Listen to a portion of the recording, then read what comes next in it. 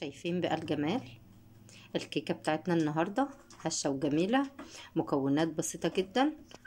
هنعمل مع بعض النهاردة كيكة البرتقال، ان شاء الله تعجبكم. وقبل ما ندخل في الفيديو هنسمي الله ونصلي على رسولنا الكريم عليه الصلاة والسلام، وندخل نشوف عملناها ازاي.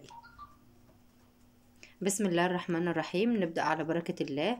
المكونات بتاعتنا بسيطة جدا. طبعا معانا البرتقال ده أساسي علشان خاطر النهاردة الكيكة بتاعتنا كيكة برتقال.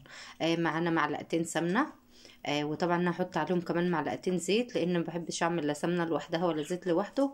في ناس كتير بتعمل كده، وفي ناس بتحبها بزيت خالص، كوبايه زيت او كوبايه الا ربع، وفي ناس بتحط سمنه خالص. وبعدين انا معايا بشر برتقان اهو. انا بغسل البرتقان كده وبنشفه، وبخليه عندي بحتاجه. طبعا تغسلي سمك، تغسلي فراخ، تغسلي بيه الحوض، تغسلي بيه الرخامه. هو بينفع لكل حاجه. انا مش برميه والله، عندي في التلاجة. فانا غسلت دول كده وهنفرمهم مع بعض علشان خاطر نحطهم معانا في الكيكه بتاعتنا ان شاء الله.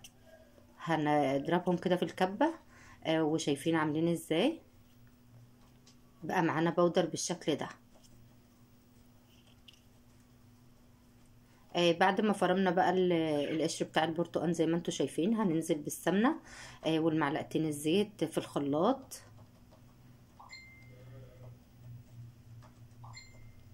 بعد كده هناخد بشر البرتقال. بعد كده هننزل بقى بالبيض بتاعنا، ال3 بيضات زي ما قلت لكم. طبعا مع بشر البرتقال ما بيبقاش في ريحه اي زفاره. بس كده برضو هنجيب فانيليا، هنضيف على ال3 بيضات ورقتين فانيليا.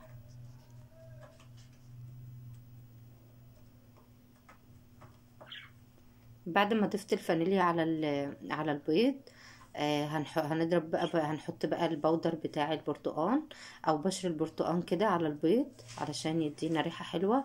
والنتيجة هايلة جدا. كملوا معايا الفيديو للاخر وان شاء الله الفيديو هيعجبكم. بعد ما ضربت المكونات دي معايا كوباية سكر، هنحط بقى كوباية السكر دي نضربها مع المكونات اللي احنا ضفناها في الخلاط. بعد ما ضفت المكونات دي وبعد ما ضفت كوباية السكر بنفس الكوباية دي، هحط فيها عصير البرتقال بنفس كوباية السكر، وهضيفها هي كمان في الخلاط، وهياخدوا ضربة حلوة كده معانا في الخلاط. وبعد ما نخلص بقى هنحطهم كده على بعض، وعليهم طبعا مقدار الدقيق، كوباية دقيق او كوباية ونص على حسب الكيكة ما تاخد معانا. بس كده بالمضرب كده، وهنضربهم ضربة حلوة. وبعد كده لسه عايزين بقى شوية دقيق كمان. انا شايفة ان العجينة لسه عايزة شوية دقيق كمان. هحط شوية دقيق مش كتير يعني، بس كده. بس كده، وهضربهم ضربة برضو بسيطة. وبعد كده هجهز بقى الصينية اللي هنحط فيها الكيكة اللي هندخلها فيها الفرن ان شاء الله. بعد ما دهنت الصينية بتاعتنا بقى بالسمنة، وظبطتها كده وحطيت فيها برتقان، يعني برتقانة كده قطعتها في قلب الصينية. هننزل عليها بمقدار الكيكة او مقدار الخليط بتاعنا بتاع الكيكة بالبرتقان.